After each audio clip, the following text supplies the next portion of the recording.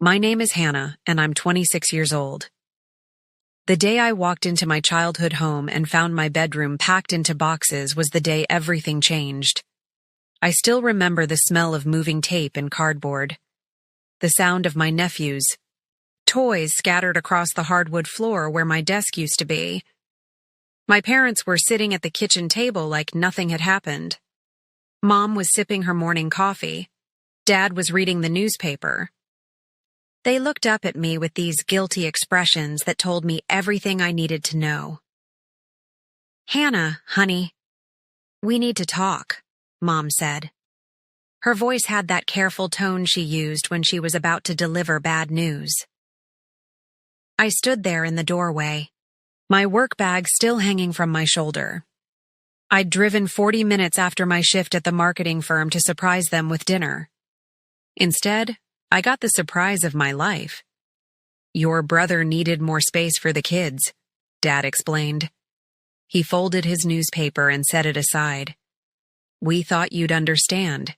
You barely stay here anymore anyway." That last part hit me like a punch to the stomach. I barely stayed there because I worked 60 hours a week to afford my own apartment downtown. I kept my room at home because it was my sanctuary, my place to decompress on weekends, my connection to the family I thought I belonged to. If you are watching this right now, drop a comment letting me know where you are viewing from. Before I tell you about this life-changing decision, hit like and subscribe to hear more real stories about family loyalty and betrayal that might just change how you see your own relationships. My brother Jake had moved back home 6 months earlier with his wife Sarah and their 2 kids. They'd fallen behind on rent and needed somewhere to land while they got back on their feet. I'd been supportive. I'd even helped them move their furniture into the guest room and living room. But apparently that wasn't enough space for them. "Where exactly am I supposed to stay when I visit?" I asked. My voice came out smaller than I wanted it to. "The couch folds out," Sarah chimed in from the living room. She didn't even look up from her phone when she said it. The couch. The same couch where I'd spent countless hours doing homework. As a kid. Where I'd watched movies with my parents during family nights.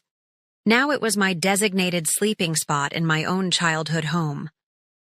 I looked around the kitchen where I'd learned to bake with my grandmother. The same kitchen where Mom and I used to have our heart-to-heart talks over hot chocolate. Everything looked the same, but something fundamental had shifted.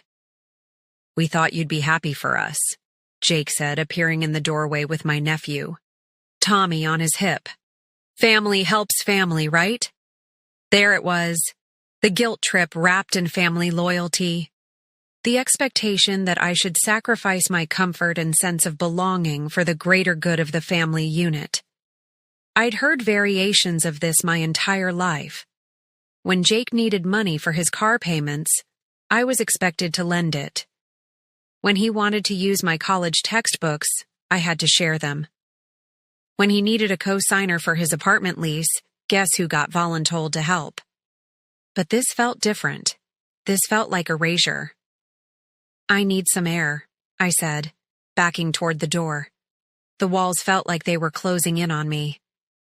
"Hannah, don't be dramatic," Mom called after me. Dramatic. That word followed me outside and into my car. I sat in the driveway of the house where I'd grown up, staring at the upstairs window that used to be mine.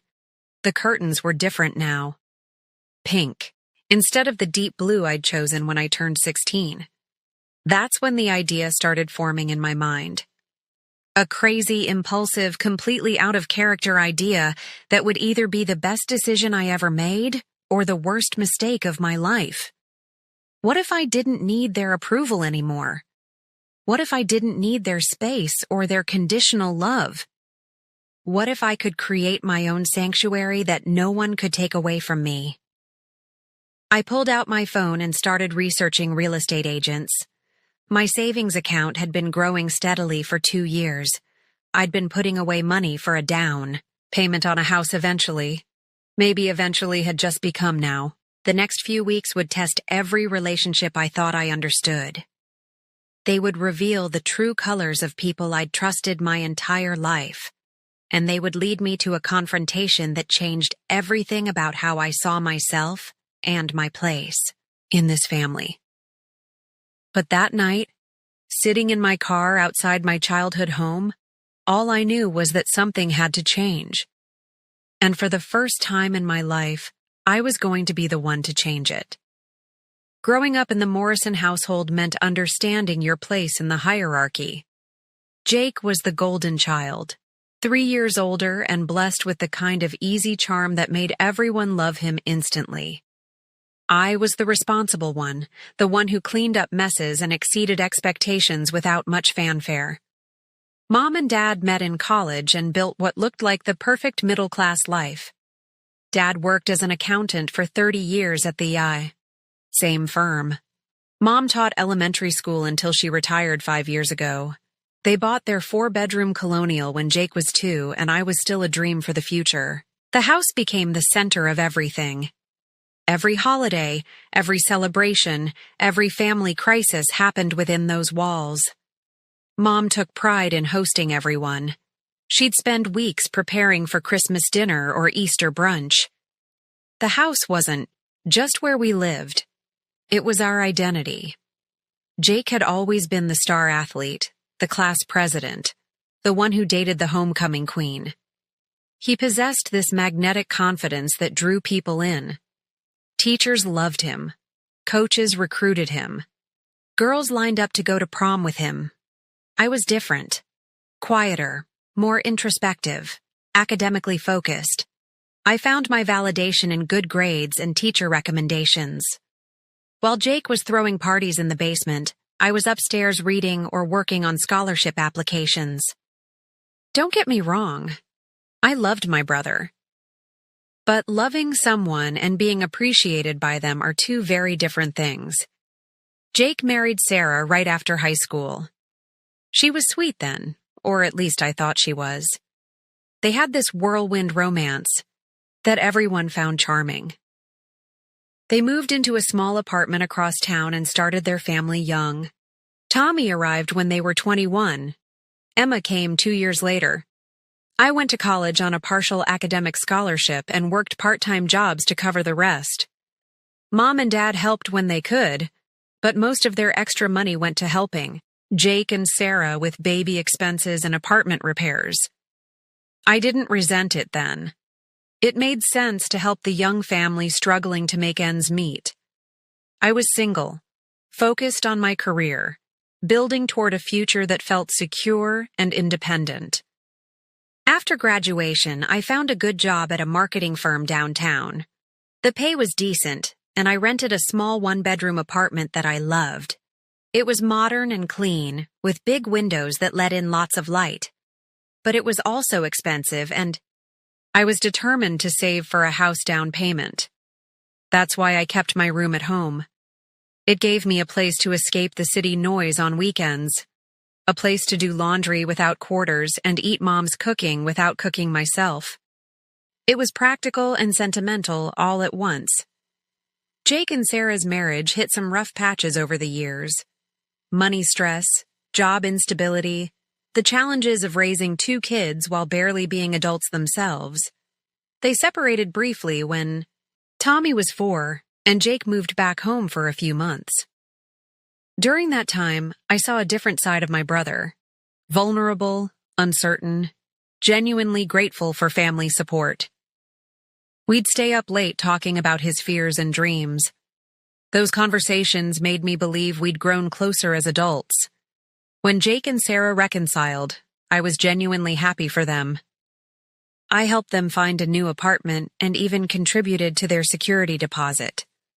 Family helps family, right? But financial stability remained elusive for them. Jake worked construction when projects were available. Sarah did part-time retail when childcare allowed. They lived paycheck to paycheck, always one emergency away from crisis. 6 months ago, that crisis arrived in the form of a rent increase they couldn't afford. Their landlord raised the rent by $300 a month with only 60 days' notice.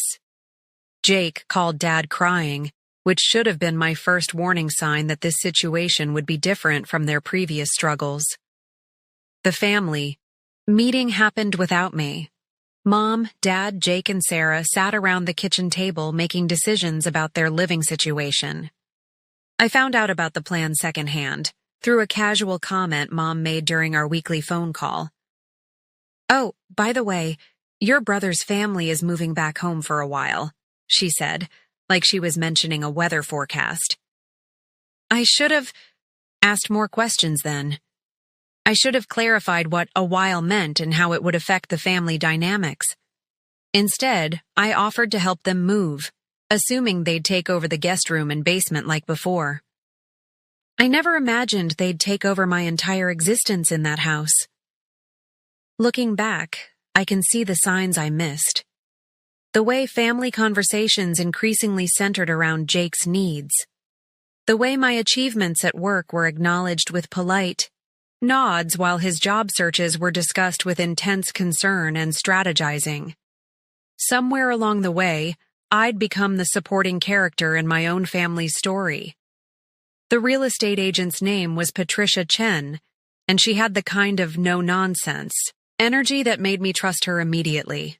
I'd called her office the morning after discovering my room had been given away, still feeling shaky, but determined to take action. "First-time homebuyer?" she asked during our initial meeting at a coffee shop near my apartment. "Yes, but I've been saving for this for a while," I said, sliding my pre-approval letter across the table. "I want something that's completely mine." Patricia studied my financial documents with the focused attention of someone who'd seen every possible housing situation.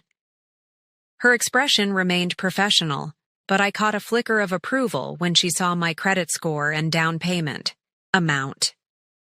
"You're in a strong position," she said finally. "What's your timeline?"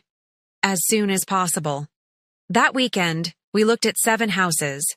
The first few were either too expensive or needed too much work. The fourth one was perfect on paper but felt cold and impersonal. The 6th one had a weird smell I couldn't identify. Then we pulled up to 428 Maple Street. It was a modest 2-bedroom bungalow built in the 1940s.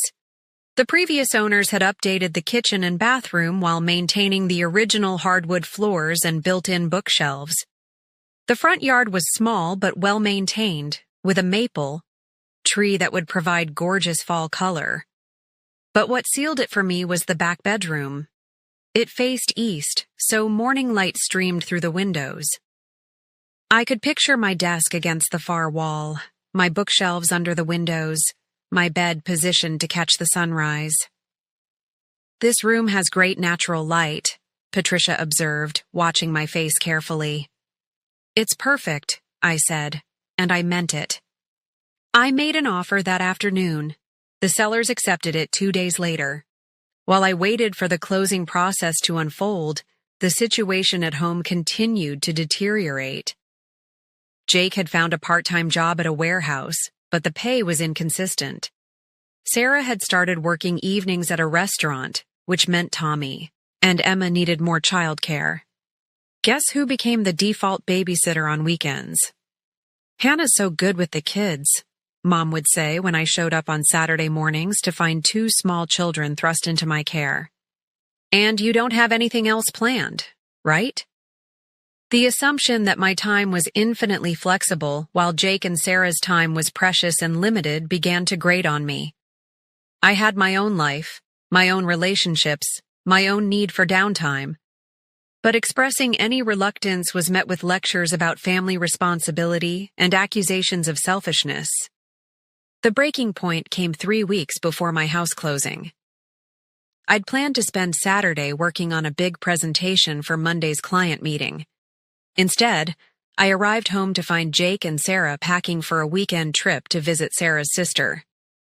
"Thanks for watching the kids," Sarah said cheerfully, loading a suitcase into their car. "They've already had breakfast, but Tommy might need a snack around 10. "Wait, what?" I stood in the driveway holding my laptop bag, I didn't agree to babysit this weekend. Jake appeared with another suitcase. Come on, Hannah. It's just 2 days. Sarah hasn't seen her sister in months. I have work to do, important work that affects my career. Can't you do it while they're napping? Mom appeared from the house, clearly having orchestrated this surprise arrangement. That's when I realized the depth of their assumption that my life existed to serve their convenience. My job wasn't as important as Jake's job search. My rest wasn't as necessary as Sarah's social life. My plans could always be changed to accommodate their needs. No, I said firmly. I'm not available to babysit this weekend. The word no hung in the air like a foreign concept. Sarah's smile faltered. Jake's expression shifted from casual entitlement to genuine confusion. Mom looked like I'd slapped her. But we already confirmed with Sarah's sister, Mom protested. Then you should have confirmed with me first. I walked into the house, past my nephew's toys scattered across the living room floor and up to what used to be my bedroom. The door was closed. I could hear Emma's voice inside, probably playing with the dollhouse that used to sit in my closet.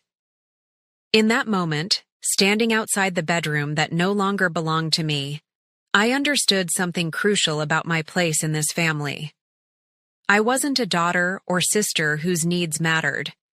I was a resource to be managed and deployed when convenient. But in 3 weeks, I'd have my own house, my own space, my own rules. The question was, what would that mean for these relationships I'd spent 26 years trying to nurture? The closing on my house was scheduled for Friday morning at 10 a.m. I hadn't told my family yet. Every time I started to bring it up, something would interrupt us.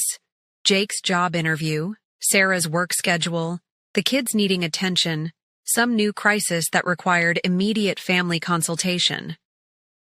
Thursday night, I was packing my belongings at my apartment when my phone rang. Mom's name appeared on the screen. Hannah, honey, we need to talk about Thanksgiving, she said without preamble. Sarah's parents are coming to stay with us, and we're going to need you to find somewhere else to sleep that week. Maybe you could get a hotel room or stay with a friend. The casual assumption in her voice, that I would simply accommodate yet another displacement from my own family home, triggered something deep and fundamental inside me. This wasn't just about sleeping arrangements. This was about my complete erasure from the family equation. Actually, Mom, I won't be staying at the house anymore, I said quietly. What do you mean? I bought a house. I'm moving in tomorrow. The silence stretched so long I thought the call had dropped. Then I heard her intake of breath. You what? Hannah, what are you talking about? I bought a house on Maple Street. The closing is tomorrow morning. But why didn't you tell us? We could have helped you look. Dad knows about mortgages and inspections and all that complicated stuff. The assumption that I couldn't handle a major life decision without family input revealed so much about how they saw me. Capable enough to be the family safety net, but not competent enough to navigate adult responsibilities independently. I handled it myself, I said.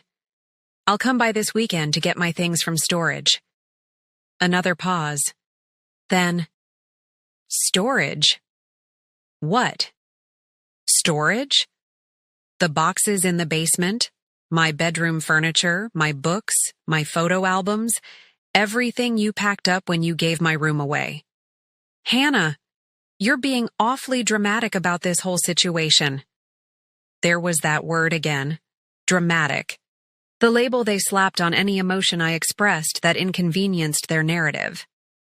I'll be there Saturday morning, I said, and hung up before she could respond. Saturday arrived gray and drizzly, matching my mood as I pulled into my parents' driveway with a rented moving truck. I'd enlisted my coworker Marcus and his boyfriend, David, to help with the heavy lifting. They were the kind of friends who showed up with coffee and work gloves when you needed them. The front door opened before I reached it. Jake stood there in his pajama pants, looking confused and slightly hurt. "So you really bought a house without telling anyone?" "I told Mom yesterday." "But you didn't ask for any input. Dad could have looked at the inspection report, or negotiated the price, or—" "I didn't need help," I interrupted, brushing past him into the house. The living room was chaos as usual. Toys everywhere. Sarah's work uniform draped over the back of the couch, empty coffee mugs scattered across various surfaces. This was their space now, completely and entirely. Mom appeared from the kitchen, her expression hovering between hurt and anger. "Hannah, I've been thinking about this all night.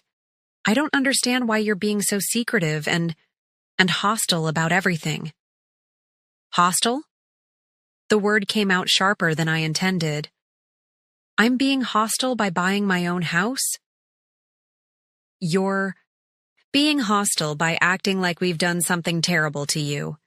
We're family. We make sacrifices for each other. That's what families do." "What sacrifices have you made, Mom?" The question surprised even me with its directness. What have Jake and Sarah given up for my benefit? The silence that followed was deafening. Sarah emerged from upstairs with Emma on her hip, drawn by the tension in voices. Dad appeared from his workshop in the basement, tools still in hand. "That's not fair," Jake said finally. "We never asked you to give up anything. You took my bedroom. You barely used it. You expected me to babysit whenever convenient. We thought you enjoyed spending time with the kids. You assumed my time, my space, my life existed for your benefit." The words tumbled out with years of accumulated frustration behind them.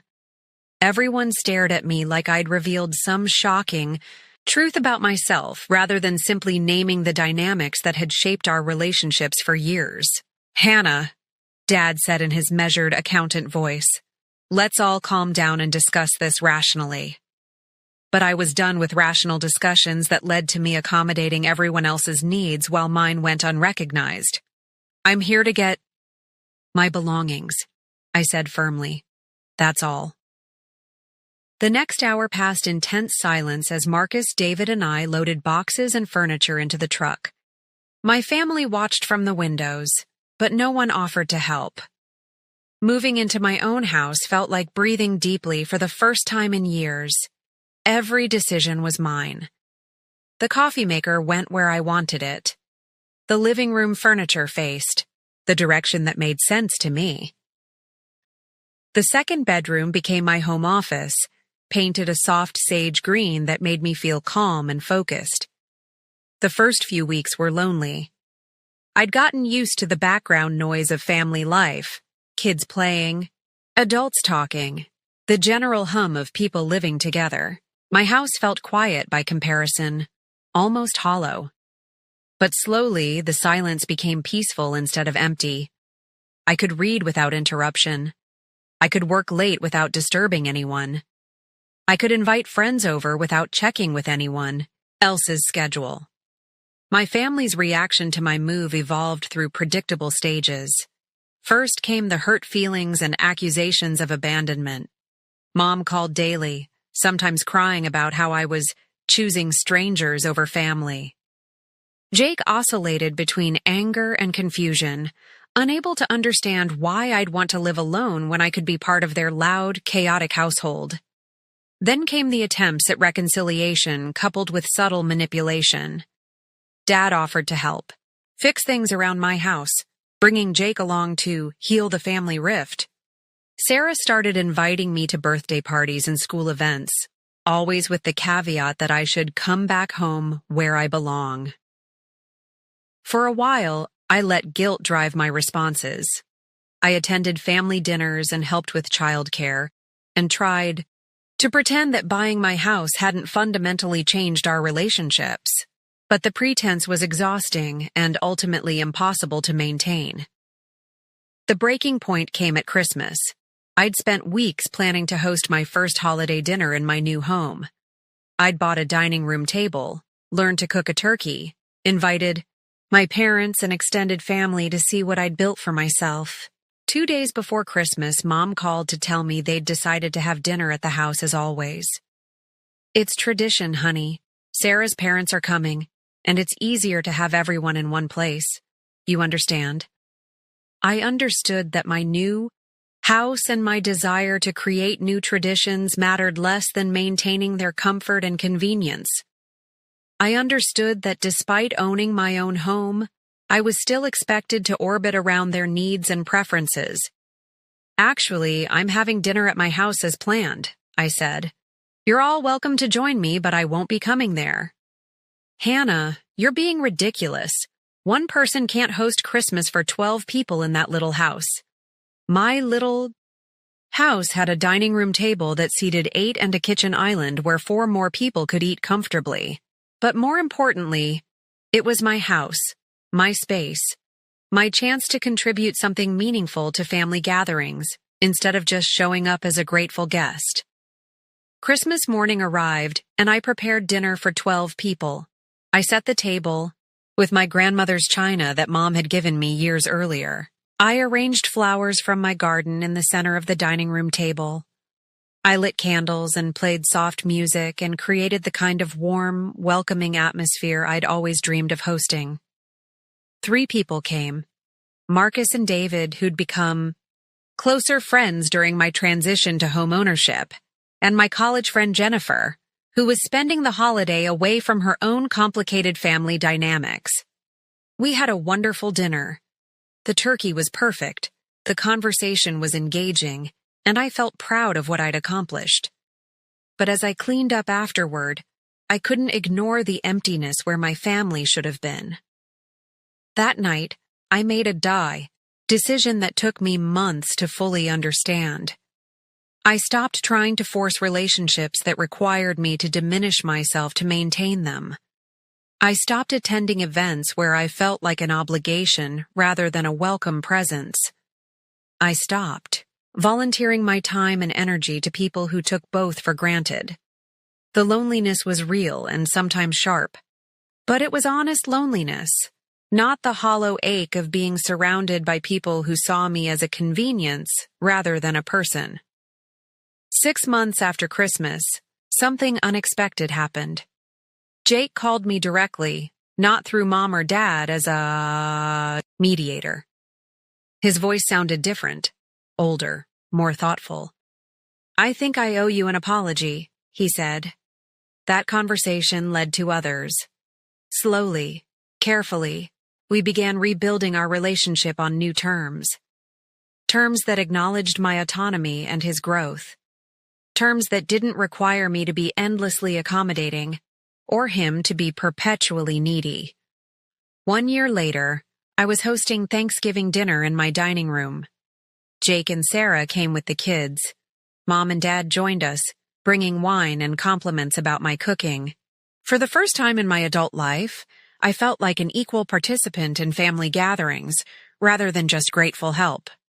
Today, as I write this story in my sunny home office, I can see my maple tree through the window. It's October, and the leaves are turning brilliant shades of red and gold. This time last year, I was still fighting for basic recognition and respect in my family relationships. The transformation didn't happen overnight. There were months of difficult conversations, hurt feelings, and gradual boundary setting that tested everyone's commitment to change. But here's what I learned. Sometimes you have to remove yourself from dysfunctional dynamics before people recognize how dysfunctional they were. Jake found a full-time job with benefits 8 months ago. He and Sarah moved into their own apartment, not because my parents kicked them out, but because Jake realized he needed to provide stability for his family independently. Our relationship now is honest and reciprocal. When he needs advice, he asks directly instead of going through Mom. When I need help moving furniture or fixing something, he shows up without being guilted into it. Sarah and I had a long overdue conversation 3 months ago. She apologized for treating me like free childcare rather than a person with my own life and priorities. I apologized for building resentment instead of communicating my boundaries clearly. We're not best friends, but we respect each other now.